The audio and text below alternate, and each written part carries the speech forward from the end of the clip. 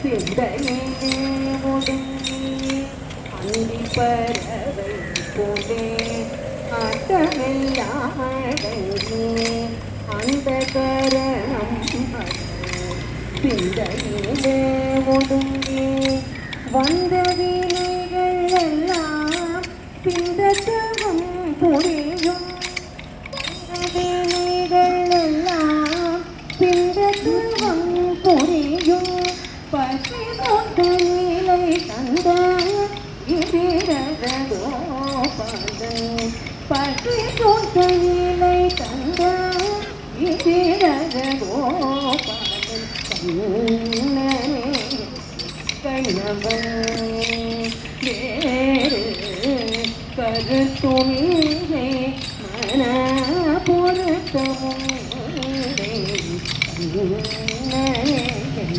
கண்ணவன்